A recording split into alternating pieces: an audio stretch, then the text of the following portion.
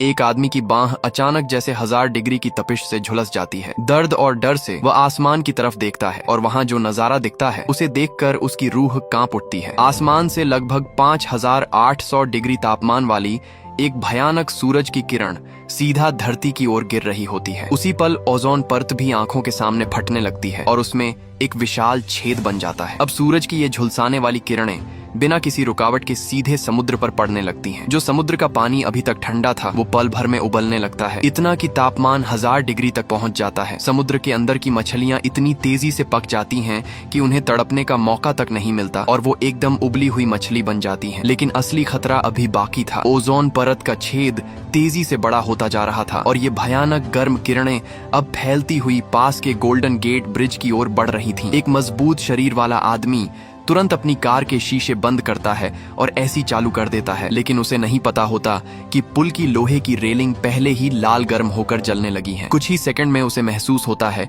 कि तापमान लगातार बढ़ता जा रहा है। पूरा पुल जलने की आवाजें निकालने लगता है। देखते ही देखते रेलिंग और शीशे पिघलने लगते हैं। आदमी के पास अब हैरान होने के अलावा कुछ नहीं बचता, क्योंकि उसकी कार के टायर भी इस भीषण गर्मी में पिघल चुके होते हैं। भागने का कोई रास्ता नहीं बचता। धीरे धीरे पुल को संभालने वाली मोटी स्टील की रस्सियां एक एक करके झलकर टूटने लगती हैं। अंत में पूरा पुल इस भयानक गर्मी को सहन नहीं कर पाता और बीच से टूट जाता है। पुल पर खड़ी गाड़ियों के पेट्रोल टैंक एक एक करके फटने लगते हैं और सारी गाड़ियां ऐसे नीचे गिरती हैं जैसे उबलते पानी में पकौड़े डाले जा रहे हों। पूरा पुल कुछ ही पलों में समुद्र में समा जाता है। लेकिन ये तबाही यहीं खत्म नहीं होती। ये भयानक गर्म लहर अब रोशनी की रफ्तार से शहर की तरफ बढ़ रही होती है, जहां हजारों लोग मौजूद हैं। ये जहां से गुजरती है वहां सब कुछ जलाकर राख कर देती है। सिर्फ 1 मिनट के अंदर पूरा शहर जलकर खाक हो जाता है और ये साफ हो जाता है कि इस भयानक तबाही के पीछे कोई और नहीं बल्कि खुद इंसान ही जिम्मेदार है। अब सवाल उठता है, आखिर ऐसा हुआ कैसे? कुछ महीने पहले दुनिया भर में अजीब घटनाएं होने लगी थीं। जिन लोगों के दिल में पेसमेकर लगे थे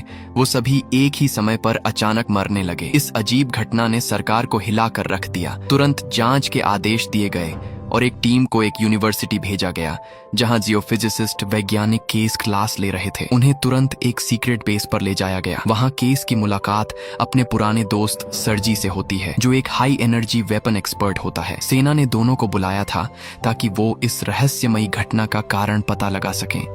आखिर सभी पेसमेकर वाले मरीज एक साथ कैसे मर गए? सेना को शक था कि कहीं ये किसी दुश्मन देश का इलेक्ट्रोमैग्नेटिक पल्स EMP अटैक तो नहीं। अगर ऐसा होता तो ये बेहद खतरनाक साबित हो सकता था। लेकिन दोनों वैज्ञानिकों के विश्लेषण के बाद ये साफ हो गया कि ऐसा होना लगभग नामुमकिन है, क्योंकि इंसानों के पास अभी इतनी ताकतवर तकनीक ही नहीं है जो एक झटके में इतनी बड़ी तबाही मचा सके। जनरल को थोड़ी राहत मिलती है, लेकिन अजीब घटनाओं का सिलसिला रुकता नहीं है। एक दिन शहर के बीचों बीच अचानक हजारों कबूतर अपना रास्ता भूल जाते हैं। वो पागलों की तरह इधर उधर उड़ते हैं, लोगों से टकराते हैं और अंत में जमीन पर गिरकर मर जाते हैं। लोग डर के मारे भागने लगते हैं। कबूतर ऐसे टकरा रहे होते हैं जैसे बेकाबू तीर हों। पूरे शहर में अफरा तफरी मच जाती है। चीखें, टक्करें, ब्रेक की आवाजें सब मिलकर एक खौफनाक माहौल बना देती हैं। इस वजह से कई सड़क हादसे होते हैं और बहुत लोग मारे जाते हैं। कुछ देर बाद जब सब शांत होता है तो सड़कों पर सिर्फ मरे हुए कबूतरों की लाशें बचती हैं। एक ऐसा मंजर जिसे देखकर किसी का भी दिल दहल जाए। जब केस वापस यूनिवर्सिटी लौटता है तो उसे इस घटना के बारे में खबरों से पता चलता है। तभी उसका एक सहकर्मी उसे याद दिलाता है कि ये हाल ही में तीसरी बार हुआ है जब पक्षियों ने लोगों पर हमला किया है। ये बात केस को सोचने पर मजबूर कर देती है। अचानक उसके दिमाग में एक ख्याल आता है। सब जानते हैं कि पक्षी लंबी दूरी तय करते वक्त दिशा पहचानने के लिए धरती के चुंबकीय क्षेत्र का इस्तेमाल करते हैं। तो क्या ये संभव है कि पृथ्वी का मैग्नेटिक फील्ड ही गड़बड़ा गया हो? केस तुरंत अपने साथी को कहता है कि वो पता लगाए कि हाल ही में कहीं व्हेल या डॉल्फिन समुद्र किनारे फंसी हैं या नहीं, और क्या दुनिया में कहीं अजीब मौसम बदलाव देखने को मिले हैं। अगर सच में पृथ्वी का चुंबकीय क्षेत्र बिगड़ रहा है तो इसके असर और भी कई जगह दिखेंगे। इसी बीच एक स्पेस शटल धरती पर लौट रही होती है, लेकिन जैसे ही वो वायुमंडल में प्रवेश करती है अचानक अपने तय रास्ते से भटक जाती है। कमांडर हैरान रह जाता है क्योंकि नेविगेशन सिस्टम बिल्कुल सही डेटा दिखा रहा होता है। अब शटल जमीन के बहुत करीब आ चुकी होती है और दिशा बदलने का कोई मौका नहीं बचता। मजबूर होकर उन्हें इमरजेंसी लैंडिंग का फैसला लेना पड़ता है। ग्राउंड कंट्रोल जल्दी जल्दी जगह ढूंढने लगता है, लेकिन उसी समय शहर में ट्रैफिक पीक पर होता है। खाली जगह मिलना लगभग नामुमकिन हो जाता है। तभी एक महिला अधिकारी बेका एक अधूरी बनी नहर को संभावित लैंडिंग स्पॉट के रूप में सुझाती है। कमांडर पहले इस रिस्क को लेने से मना करता है, लेकिन अब उनके पास समय नहीं बचा होता, सिर्फ 2 मिनट। आखिरकार वो स्पीड कम करते हैं, लैंडिंग गियर खोलते हैं और शटल को उस नहर में उतार देते हैं। शटल किसी तरह सुरक्षित उतर जाती है और पुल के नीचे से भी बाल बाल बचकर निकलती है। पूरी ताकत से ब्रेक लगाकर उसे रोका जाता है और आखिरकार एक बड़ी दुर्घटना टल जाती है। लगातार 1 हफ्ते तक बिना सोए रिसर्च और कैलकुलेशन करने के बाद और इन सभी अजीब घटनाओं को जोड़कर केस एक बेहद डरावना निष्कर्ष निकालता है। पृथ्वी का कोर यानी वो दिल जो इस पूरे ग्रह को चलाता है, धीरे धीरे बंद हो रहा है। वो तुरंत ये जानकारी रक्षा विभाग की वैज्ञानिक डॉक्टर सिंस्की को देता है और चेतावनी देता है कि दुनिया का अंत करीब हो सकता है। शुरुआत में सिंस्की उसकी बात को मजाक समझता है, लेकिन जब वो केस के इकट्ठा किए गए डेटा को ध्यान से देखता है तो उसे एहसास होता है कि हालात उससे भी ज्यादा खतरनाक हैं जितना केस ने बताया था। और इस विनाश की शुरुआत एक अजीब घटना से होगी। आसमान में अचानक खतरनाक इलेक्ट्रोस्टैटिक डिस्चार्ज दिखाई देंगे। उसी रात रक्षा विभाग के बड़े अधिकारियों की एक इमरजेंसी मीटिंग बुलाई जाती है। अब एक सीक्रेट बंद कमरे में मीटिंग बुलाई जाती है जहां सभी बड़े अधिकारी मौजूद होते हैं। वहां केस से कहा जाता है कि वो साफ साफ बताए कि आखिर पृथ्वी किस तरह के खतरे का सामना कर रही है। बात को सीधे और समझने लायक बनाने के लिए केस शुरुआत में ही एक बहुत बड़ा खुलासा कर देता है। पृथ्वी 1 साल के अंदर पूरी तरह खत्म हो सकती है। उसकी ये बात सुनते ही कमरे में सन्नाटा छा जाता है। इसके बाद केस विस्तार से समझाना शुरू करता है। वो बताता है कि सदियों से पृथ्वी एक शक्तिशाली इलेक्ट्रोमैग्नेटिक फील्ड से घिरी हुई है जो बिजली और चुंबकीय ताकतों से मिलकर बनी है। यही फील्ड हमें अंतरिक्ष से आने वाली खतरनाक रेडिएशन से बचाती है, लेकिन अब ये सुरक्षा कवच धीरे धीरे कमजोर हो रहा है और खत्म होने की कगार पर है। सबको आसान तरीके से समझाने के लिए केस एक आड़ू उठाता है और उसे काटकर उदाहरण देता है। वह बताता है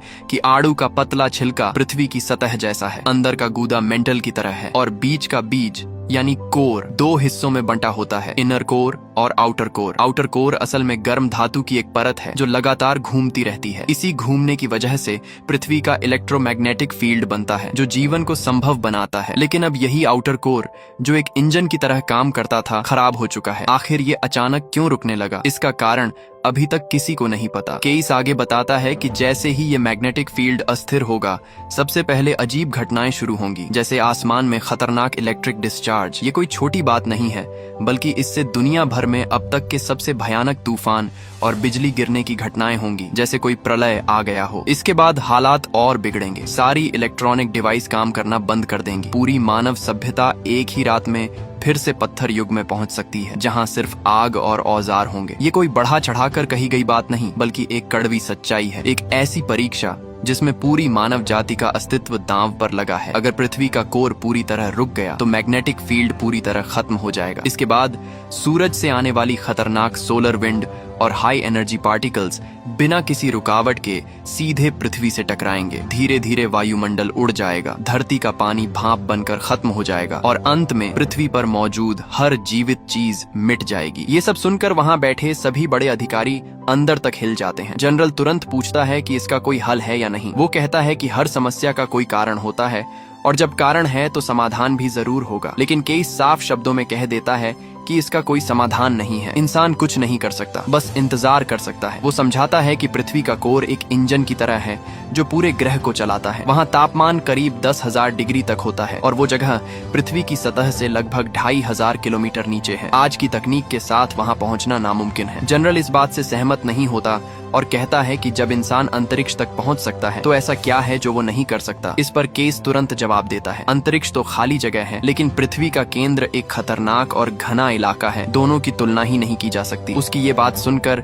जनरल चुप हो जाता है। तभी डॉक्टर सिंस्की बीच में आते हैं और कहते हैं कि केस को इतनी जल्दी हार नहीं माननी चाहिए। वो बताते हैं कि वो एक ऐसे व्यक्ति को जानते हैं जो पिछले कई सालों से एक खास तकनीक पर काम कर रहा है, एक अल्ट्रासोनिक ड्रिलिंग डिवाइस जो शायद पृथ्वी के कोर तक पहुंचने का रास्ता बना सके। ये सुनकर सभी के मन में एक छोटी सी उम्मीद जगती है। फिर सिंस्की सबको लेकर हेलीकॉप्टर से एक रेगिस्तान में बने रिसर्च बेस पर पहुंचते हैं। वहां से एक रहस्यमयी आदमी बाहर आता है जिसका नाम ब्रेज होता है। ब्रेज पिछले 20 सालों से अल्ट्रासोनिक ड्रिलिंग टेक्नोलॉजी पर काम कर रहा है। उसके पास एक ऐसी लेजर तकनीक है जिसमें बेहद जबरदस्त बैठने की क्षमता है। जैसे ही वो अपने 20 सालों की मेहनत का रिजल्ट सबके सामने दिखाता है, वहाँ मौजूद हर इंसान हैरान रह जाता है। अब ब्रेज सबके सामने अपनी सबसे खतरनाक मशीन पेश करता है, एक ऐसी लेजर तोप जो पृथ्वी को भेदने की क्षमता रखती है। इसकी असली ताकत दिखाने के लिए वो पास के एक बेहद सख्त पहाड़ को टेस्ट के तौर पर चुनता है। सुरक्षा के लिए वहाँ मौजूद सभी बड़े अधिकारियों को स्पेशल हेलमेट पहनाए जाते हैं, क्योंकि आगे जो होने वाला था उसमें जरा सी चूक जानलेवा हो सकती थी। जैसे ही सारी तैयारियां पूरी होती हैं, ब्रेज मशीन चालू करता है। धीरे धीरे उस लेजर तोप का बैरल घूमने लगता है और अगले ही पल एक बेहद ताकतवर लेजर किरण निकलकर सीधे सामने वाले पहाड़ पर जा टकराती है। जैसे जैसे मशीन की स्पीड बढ़ती है, एक नहीं बल्कि 22 चमकदार लेजर बीम एक साथ पहाड़ पर हमला करने लगती है। कुछ ही सेकंड में पूरा इलाका धूल, पत्थरों और उड़ते मलबे से भर जाता है। जब मशीन अपनी पूरी ताकत पर पहुंचती है तो पहाड़ के अंदर से जोरदार धमाके की आवाज आती है। ये नजारा देखकर ब्रेज खुशी से झूम उठता है और तुरंत मशीन बंद कर देता है। जब धूल छंटती है तो जो दृश्य सामने आता है उसे देखकर सबकी आंखें फटी रह जाती हैं। सिर्फ कुछ ही सेकंड में उस विशाल पहाड़ के आर पार एक बड़ा छेद हो चुका होता है, और वो भी इतना साफ और चिकना जैसे किसी ने मशीन से काटा हो। अब सबको यकीन हो जाता है कि ये मशीन सच में पृथ्वी के कोर तक पहुंचने का रास्ता बना सकती है। लेकिन सिर्फ रास्ता बनाना ही काफी नहीं था, इतनी गहराई और गर्मी में जाने के लिए एक खास मटेरियल भी चाहिए था। तब ब्रेज अपनी दूसरी खोज दिखाता है। वो एक जिंदा सफेद चूहे को एक छोटे से खास बॉक्स में रखता है और फिर से लेजर चालू करता है। इस बार लेजर सीधे उस बॉक्स पर पड़ती है। हैरानी की बात ये होती है कि बॉक्स के नीचे की कंक्रीट, पीछे की मोटी स्टील प्लेट और दीवार सब कुछ पिघल कर छेद हो जाता है, लेकिन बॉक्स को कुछ भी नहीं होता। और सबसे चौंकाने वाली बात, उस बॉक्स के अंदर रखा चूहा पूरी तरह सुरक्षित रहता है,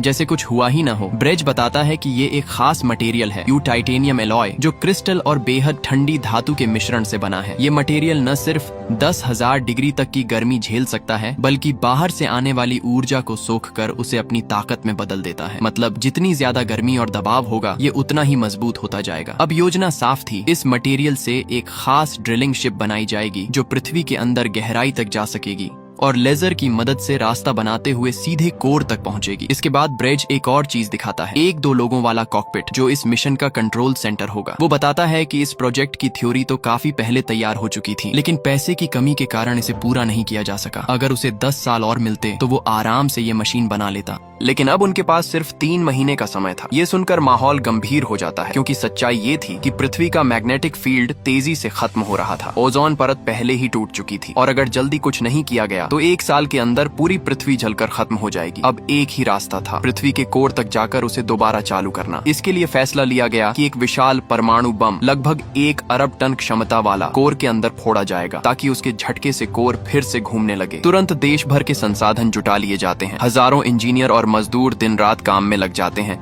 और ड्रिलिंग शिप तेजी से तैयार होने लगती है। इसी बीच इस खतरनाक मिशन के लिए 6 खास लोगों की टीम चुनी जाती है। हर कोई अपने क्षेत्र का एक्सपर्ट होता है। उन्हें खास हीट रेसिस्टेंट सूट दिए जाते हैं जो उन्हें अत्यधिक तापमान से बचा सकते हैं। 3 महीने तक उन्हें सिमुलेशन में ट्रेनिंग दी जाती है ताकि वो हर परिस्थिति के लिए तैयार रहें। ड्रिलिंग शिप का पायलट एक अनुभवी एस्ट्रोनॉट बेटा और उसका सीनियर बनते हैं, जो लगातार इसकी ट्रेनिंग करते रहते हैं। साथ ही इस पूरे मिशन को दुनिया से छुपाकर रखा जाता है ताकि लोगों में डर और अफरा तफरी न फैले। इसके लिए एक top level hacker code name mouse को भी टीम में शामिल किया जाता है। लेकिन इसी दौरान वो खतरनाक संकेत फिर से दिखाई देने लगते हैं। रोम शहर में अचानक आसमान साफ से काले बादलों से भर जाता है। लोग इसे एक सामान्य तूफान समझते हैं, लेकिन असली खतरा कुछ और ही होता है। धीरे धीरे घरों के अंदर मौजूद धातु की चीजों में करंट आने लगता है, लेकिन लोगों को इसका एहसास नहीं होता। अचानक टीवी बंद हो जाते हैं और जब लोग उन्हें ठीक करने की कोशिश करते हैं तो तेज स्टैटिक शॉक उन्हें झटका दे देता है और फिर आसमान से हजारों बिजली की चमक एक साथ गिरती है, सीधे कोलोसियम और शहर के अलग अलग हिस्सों पर। कुछ ही पलों में पूरा शहर दहशत में डूब जाता है। जैसे जैसे पृथ्वी का मैग्नेटिक फील्ड कमजोर होता जा रहा था, ये स्टैटिक एनर्जी बेकाबू होती जा रही थी और सुपरस्टॉर्म का रूप ले रही थी। बिजली इतनी ताकतवर थी कि उसने जमीन को चीरकर गहरी खाई बना दी। और ये तो बस शुरुआत थी, अब हालात और भी भयानक हो जाते हैं। ये तूफानी बिजली किसी मिसाइल से कम खतरनाक नहीं थी। एक ही झटके में मूर्तियां चकनाचूर हो जाती हैं। रोमन कोलोसियम के ऊपर जमा हो रही बिजली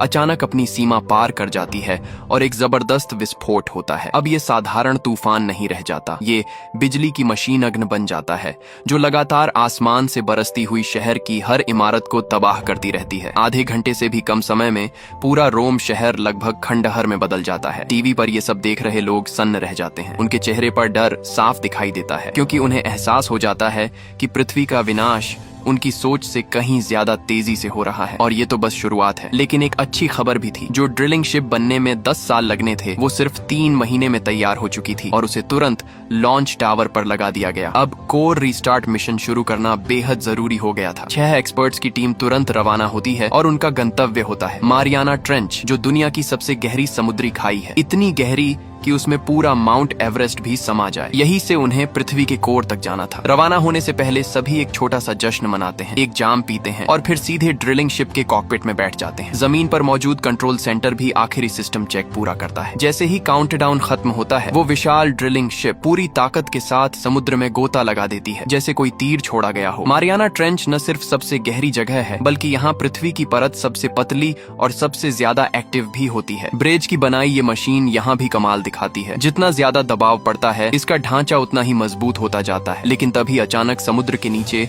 एक भयानक भूकंप आता है। धरती की परतें फट जाती हैं और पानी तेजी से अंदर घुसकर एक विशाल भंवर बना देता है। ड्रिलिंग शिप उस भंवर में फंस जाती है और अपने तय रास्ते से भटक जाती है। स्थिति गंभीर हो जाती है। तभी ब्रेज फैसला करता है। वो आदेश देता है कि भंवर के साथ ही नीचे की ओर तेजी से बढ़ा जाए। भागने की कोशिश करने के बजाय वो सीधे नीचे घुसने का फैसला करते हैं। जैसे ही जहाज धरती की परत से टकराने वाला होता है, ब्रेज आखिरी 0.3 सेकंड में लेजर टोप चालू करता है। लेजर सामने की चट्टानों को भेद देती है और जहाज सीधे अंदर घुस जाता है। कुछ पल के लिए कंट्रोल रूम में सन्नाटा छा जाता है। फिर अचानक स्क्रीन पर हरे रंग का सिग्नल दिखाई देता है। उनका लोकेशन मिल चुका था, मतलब वो सफलतापूर्वक पृथ्वी की बाहरी परत में प्रवेश कर चुके थे। कंट्रोल रूम में खुशी की लहर दौड़ जाती है। अगर सब ठीक रहा तो 24 घंटे के अंदर वो पृथ्वी के दिल कोर तक पहुंच सकते हैं। अब पूरी मानव जाति की उम्मीद इन 6 लोगों पर टिकी थी। शुरुआत का सफर उम्मीद से ज्यादा आसान लगता है। सिर्फ 15 मिनट में वो मेंटल की चिपचिपी परत में पहुंच जाते हैं। बाहर का प्रेशर करीब 8 लाख पाउंड होता है,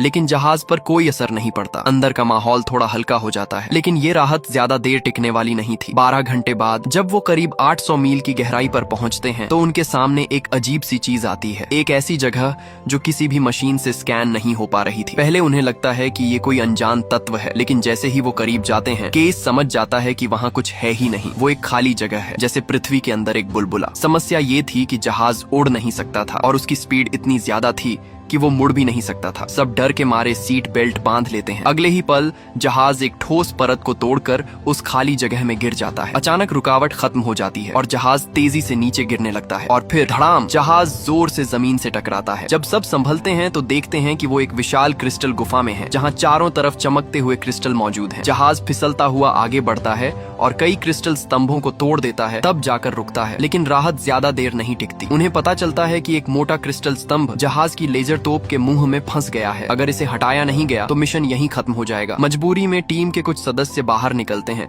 जहां तापमान 9000 डिग्री के करीब है। वो देखते हैं कि पूरी गुफा कीमती अमेथिस्ट क्रिस्टल से भरी हुई है। लेकिन अब समय बर्बाद करने का नहीं था। वो उस क्रिस्टल को काटने लगते हैं। तभी अचानक केस के पास एक बूंद पिघला हुआ लावा गिरता है। वो ऊपर देखता है और उसके होश उड़ जाते हैं। ऊपर की चट्टान टूट चुकी थी और वहां से भारी मात्रा में लावा अंदर गिर रहा था। साथ ही तेज नुकीले क्रिस्टल भी ऊपर से बरस रहे थे। कुछ ही देर में पूरी गुफा लावा से भरने वाली थी। ब्रिज तुरंत कटिंग की स्पीड बढ़ा देता है, लेकिन तभी एक और मुसीबत। कटिंग मशीन में ऑक्सीजन लीक हो जाती है और वो बंद पड़ जाती है। अब समय खत्म हो रहा था। तभी केस बिना सोचे समझे अपनी सूट की ऑक्सीजन पाइप निकालता है और उसे मशीन से जोड़ देता है ताकि वो फिर से काम करने लगे। मशीन चालू हो जाती है, लेकिन केस खुद ऑक्सीजन की कमी से बेहोश होकर गिर जाता है। किसी तरह ब्रिज उस क्रिस्टल को काट देता है। दोनों मिलकर केस को उठाते हैं और जहाज के अंदर ले जाते हैं। अब बाहर सिर्फ कप्तान बचता है। वो रेडियो पर कहता है कि अंदर से लेजर चालू करो। जैसे ही लेजर चालू होती है, वो राहत की सांस लेता है और वापस जहाज की ओर मुड़ता है। तभी ऊपर से एक तेज क्रिस्टल का टुकड़ा गिरता है और सीधा उसके हेलमेट को चीर देता है। खून बहने लगता है। उसे आवाज निकालने का भी मौका नहीं मिलता और वो सीधे उबलते हुए लावा में गिर जाता है। बिना कोई आवाज निकाले उसी पल उसकी मौत हो जाती है। बाकी टीम के सदस्य बस बेबस होकर ये सब देखते रह जाते हैं। कुछ कर पाने की कोई गुंजाइश नहीं थी, लेकिन उनके पास दुख मनाने का भी वक्त नहीं था, क्योंकि लावा तेजी से बढ़ता हुआ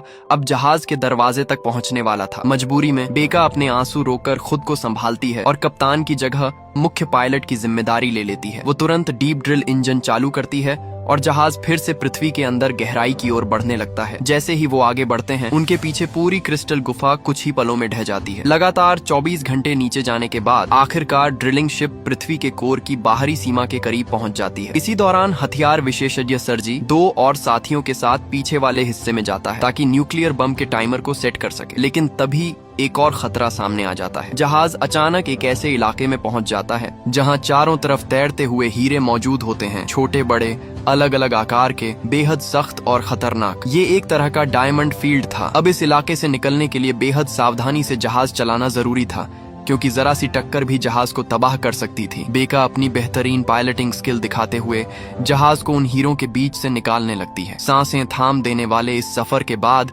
वो आखिरकार उस इलाके से बाहर निकलने में सफल हो जाती है। सबको लगता है कि अब खतरा टल गया, लेकिन तभी अचानक एक विशाल नुकीला हीरा तेजी से आकर जहाज से टकरा जाता है। उसकी तेज धार जहाज के पिछले हिस्से को चीर देती है। अंदर का प्रेशर बाहर निकलने लगता है और जहाज का पिछला हिस्सा धीरे धीरे टूटने लगता है। बेका तुरंत पीछे मौजूद तीनों लोगों को बाहर निकलने के लिए कहती है। तभी सर्जी को याद आता है कि न्यूक्लियर बम का एक्टिवेशन डिवाइस अभी भी अंदर ही रह गया है। वो बिना 1 सेकंड गंवाए वापस उसी टूटते हुए हिस्से में दौड़ पड़ता है। वो जल्दी जल्दी अधूरा सेट किया हुआ डिवाइस उठाता है, साथ ही वो नोटबुक भी जिसमें बम से जुड़ी सारी जरूरी जानकारी होती है। जैसे ही दरवाजा बंद होने वाला होता है, वो ये दोनों चीजें पूरी ताकत से बाहर खड़े केस की ओर फेंक देता है, लेकिन खुद बाहर नहीं आ पाता। दरवाजा बंद हो जाता है और सर्जी अंदर ही फंस जाता है। कुछ ही पलों में हवा निकलने की वजह से वो हिस्सा दबने लगता है। केस अपनी आंखों के सामने अपने सबसे अच्छे दोस्त को उस तंग जगह में दबकर मरते हुए देखता है, लेकिन कुछ कर नहीं पाता। एक जोरदार धमाके के साथ जहाज का वो हिस्सा पूरी तरह फट जाता है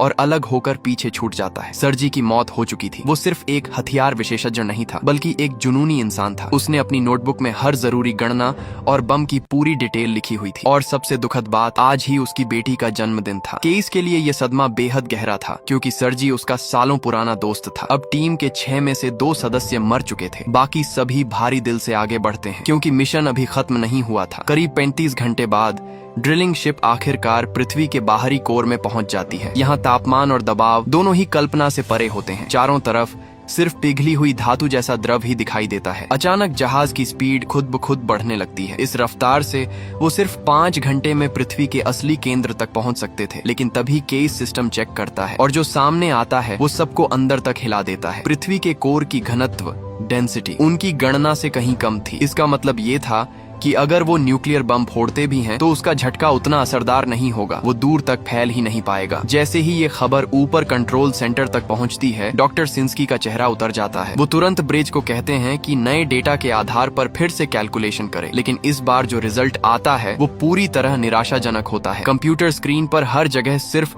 फेल लिखा आता है। इसका मतलब साफ था, उनकी सारी गणनाएं गलत थीं। जो न्यूक्लियर बम वो लेकर आए थे वो पृथ्वी के कोर को दोबारा चालू करने के लिए बिल्कुल भी पर्याप्त नहीं थे। अब हालात पूरी तरह निराशाजनक हो चुके थे। डॉक्टर सिंस्की मान लेते हैं कि ये मिशन असफल हो चुका है और तब वो एक ऐसा राज खोलते हैं जिसे सुनकर सब दंग रह जाते हैं। वो तुरंत आदेश देते हैं कि इस मिशन को यहीं खत्म किया जाए और अब डेस्टिनी प्लान को एक्टिव किया जाए। जैसे ही ये संदेश जनरल तक पहुंचता है, वो बिना देर किए तुरंत उस गुप्त डेस्टिनी प्लान को लागू करने का आदेश दे देता है। अब सच्चाई सामने आती है। अमेरिका ने दुनिया में सैन्य ताकत में सबसे आगे निकलने के लिए एक बेहद खतरनाक गुप्त हथियार बनाया था। ये ऐसा हथियार था जो कृत्रिम तरीके से भूकंप पैदा कर सकता था। इसे एक्टिव करने पर ये सीधे पृथ्वी के कोर तक एक शक्तिशाली पल्स भेजता, जिससे विनाशकारी भूकंप आता। इसे एक रणनीतिक हथियार के तौर पर इस्तेमाल करने की योजना थी, ताकि बाकी देशों को डराया जा सके। लेकिन जब इसका गुप्त परीक्षण किया गया तो गलती से पृथ्वी का कोर ही रुक गया। यही था असली कारण। ये कोई प्राकृतिक आपदा नहीं थी, ये पूरी तरह इंसानों की बनाई हुई तबाही थी। डेस्टिनी प्लान नाम का ये मिशन इतना गुप्त था कि बहुत कम लोगों को इसके बारे में पता था। अब जब दुनिया खत्म होने की कगार पर थी, तब जाकर ये सच सामने आया। न्यूक्लियर प्लान फेल हो चुका था, इसलिए अब सेना के पास सिर्फ एक ही रास्ता बचा था, उस खतरनाक भूकंप वाले हथियार को फिर से चालू करना। डॉक्टर सिंस्की का मानना था कि अगर ये हथियार कोर को रोक सकता है तो शायद इसे दोबारा चालू भी कर सकता है। लेकिन इसके इस्तेमाल से पहले जहाज में मौजूद टीम को तुरंत वापस आना जरूरी था, क्योंकि इस हथियार से होने वाले भूकंप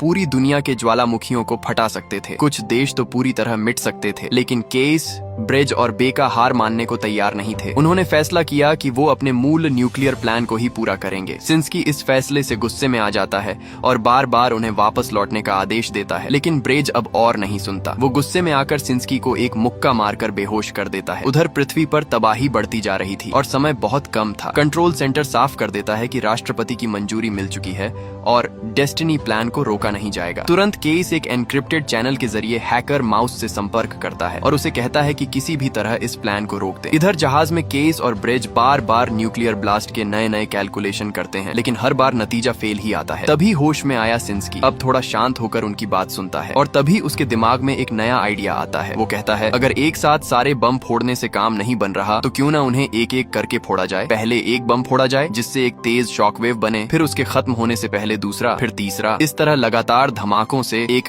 रेजोनेंस इफेक्ट पैदा किया जाए जो कोर को फिर से घुमाने के लिए मजबूर कर सकता है। मतलब एक बड़ा धमाका नहीं बल्कि कई छोटे छोटे धमाके ज्यादा असरदार होंगे। जब इस प्लान को सिमुलेशन में टेस्ट किया जाता है तो पहली बार सक्सेस दिखाई देता है, लेकिन ये प्लान बेहद सटीक टाइमिंग मांगता था। जरा सी गलती सब खत्म कर सकती थी। अब 42 घंटे बीत चुके थे और जहाज पृथ्वी के अंदरूनी कोर के बेहद करीब पहुंच चुका था। जल्दी जल्दी एक नई योजना बनाई जाती है। हर जहाज के हिस्से में एक एक बम रखा जाएगा और फिर उन्हें अलग अलग समय पर फोड़कर ये चेन रिएक्शन बनाया जाएगा। लेकिन एक बड़ी समस्या थी। शुरुआत में जहाज को इस तरह डिजाइन ही नहीं किया गया था कि उसके हिस्से आसानी से अलग हो सके। अगर इन्हें अलग करना है तो किसी को बाहर जाकर मैन्युअली एक एक पिस्टन खोलना पड़ेगा और बाहर का तापमान इतना ज्यादा था कि हीट सूट भी उसे ज्यादा देर तक नहीं झेल सकता था। मतलब ये एक सुसाइड मिशन था। अब फैसला लेना था कि कौन जाएगा। तीनों में से 2 लोग घबराए हुए थे, लेकिन ब्रिज बिल्कुल शांत था। वो खुद आगे आता है। वो कहता है, ये जहाज उसने 20 साल की मेहनत से बनाया है और वो इसे ऐसे खत्म नहीं होने देगा। वो खुद को कुर्बान करने का फैसला करता है। टीम से विदा लेकर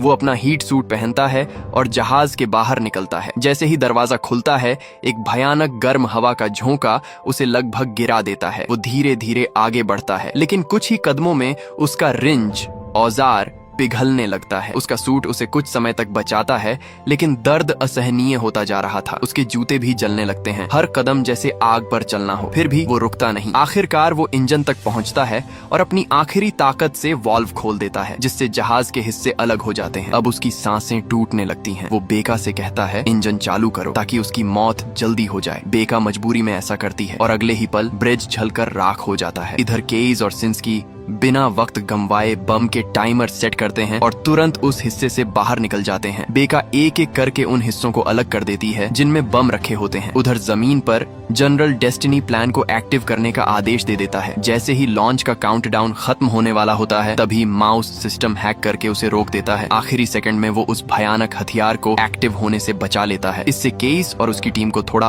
और समय मिल जाता है। अब एक एक करके पहले 3 बम सफलतापूर्वक फोड़ दिए जाते हैं, लेकिन जब चौथे बम की बारी आती है, सिंस्की को अचानक पता चलता है कि उनकी गणना में गलती थी। आखिरी बम में 5 किलो न्यूक्लियर फ्यूल कम है और बिना इसके पूरा प्लान फेल हो जाएगा। अब इतनी गहराई में वो अतिरिक्त ईंधन कहां से लाएं? तभी अचानक जहाज को एक जबरदस्त झटका लगता है। एक आग की लहर टकराती है और जहाज बुरी तरह हिल जाता है। इस झटके में केस एक भारी न्यूक्लियर बम के नीचे दब जाता है। वो खुद को छुड़ा ही नहीं पाता। सिंस्की पूरी ताकत लगाकर उसे निकालने की कोशिश करता है, लेकिन बम हिलता तक नहीं। उधर बेका रेडियो पर बताती है, 50 सेकंड में जहाज का हिस्सा अपने आप अलग हो जाएगा, जल्दी बाहर निकलो। लेकिन आग की वजह से कम्युनिकेशन सिस्टम फेल हो चुका था। बेका को उनकी आवाज सुनाई ही नहीं देती और अब समय तेजी से खत्म हो रहा था। अब हालात बिल्कुल आखिरी मोड़ पर पहुंच चुके थे। केस घबरा जाता है और सिंस्की से कहता है कि वो उसे छोड़कर तुरंत बाहर निकल जाए, लेकिन तभी जहाज को सही दिशा में लाने के लिए बेका अचानक स्पीड बढ़ा देती है। उस तेज झटके से केस किसी तरह न्यूक्लियर बम के नीचे से छूट जाता है, लेकिन उसी पल किस्मत एक और खेल खेलती है। वो भारी बम लुढ़कते हुए सीधे सिंस्की के पैरों पर गिर जाता है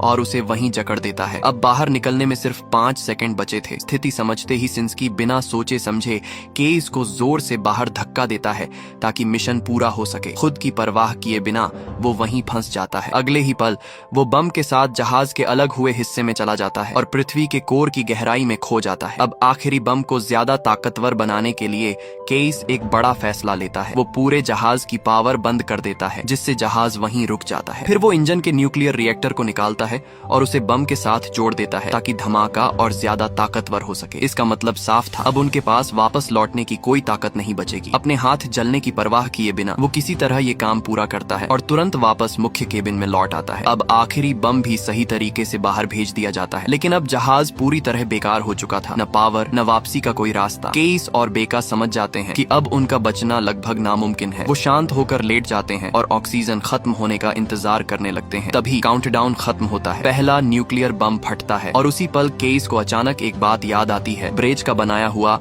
वो खास मटेरियल जो गर्मी को ऊर्जा में बदल सकता था। उसे एहसास होता है कि अगर वो इस जहाज को बाहर की भीषण गर्मी से जोड़ दें तो ये फिर से पावर जनरेट कर सकता है, जैसे सोलर पैनल काम करते हैं। बस फिर क्या था, दोनों तुरंत काम में लग जाते हैं। वो सावधानी से सिस्टम को बदलते हैं और जहाज के बाहरी हिस्से को इस तरह कनेक्ट करते हैं कि वो बाहर की गर्मी को एनर्जी में बदल सके। इसी दौरान बाकी न्यूक्लियर बम भी एक एक करके फटने लगते हैं और आखिरकार सिस्टम फिर से चालू हो जाता है। जहाज में दोबारा जान आ जाती है। उधर आखिरी बम भी फटता है और उसकी ताकत से पृथ्वी के कोर में हलचल शुरू हो जाती है। पिघली हुई धातु धीरे धीरे घूमने लगती है। कोर फिर से जिंदा हो रहा था। दोनों तुरंत जहाज को ऊपर की ओर मोड़ते हैं। अगले ही पल एक जबरदस्त शॉक वेव उन्हें नीचे से धक्का देती है, जैसे किसी ने पूरी ताकत से ऊपर फेंक दिया हो। जहाज उसी रास्ते से तेजी से ऊपर उठने लगता है जो उसने खुद बनाया था, इतनी स्पीड से कि कुछ ही घंटों में वो सतह तक पहुंच सकते थे। उधर कंट्रोल सेंटर में लगातार हो रहे धमाकों के सिग्नल मिलते हैं। स्क्रीन पर साफ दिखता है कि कोर फिर से घूमने लगा है और पृथ्वी का मैग्नेटिक फील्ड भी धीरे धीरे सामान्य हो रहा है। मतलब मानवता बच गई थी। दुनिया भर में जो तबाही हो रही थी वो भी धीरे धीरे थमने लगती है। करीब 4 घंटे बाद ड्रिलिंग शिप एक ज्वालामुखी के रास्ते बाहर निकलती है और समुद्र में गिरती है। ठंडा पानी जहाज को तुरंत ठंडा कर देता है, लेकिन अब फिर से पावर खत्म हो जाती है और उनका संपर्क भी कंट्रोल सेंटर से टूट जाता है। लेकिन शुक्र है कंट्रोल सेंटर ने आखिरी समय पर उनकी लोकेशन ट्रैक कर ली थी। तुरंत नेवी की टीम को वहां भेजा जाता है। घंटों खोजने के बाद भी जहाज का कोई पता नहीं चलता। सिर्फ सोनार पर व्हेल की आवाजें सुनाई देती हैं। आखिरकार जनरल हार मानने ही वाला होता है। तभी माउस को एक आइडिया आता है। वो समझ जाता है कि ये आवाजें यूं ही नहीं हैं। केस ने जहाज के अल्ट्रासोनिक सिस्टम का इस्तेमाल करके व्हेल्स को अपनी ओर आकर्षित किया है ताकि वो उनके जरिए सिग्नल भेज सके। व्हेल्स के झुंड को फॉलो करते हुए आखिरकार जहाज की लोकेशन मिल जाती है। केस और बेका दोनों जिंदा थे, थके हुए, लेकिन उनकी आंखों में जीत की चमक थी। उन्होंने सिर्फ पृथ्वी को नहीं बचाया था, बल्कि इंसान और पृथ्वी के बीच के रिश्ते को भी फिर से समझा था। यही कहानी खत्म होती है। करीब 23 साल पहले आई ये फिल्म सिर्फ एक साइंस फिक्शन एडवेंचर नहीं थी।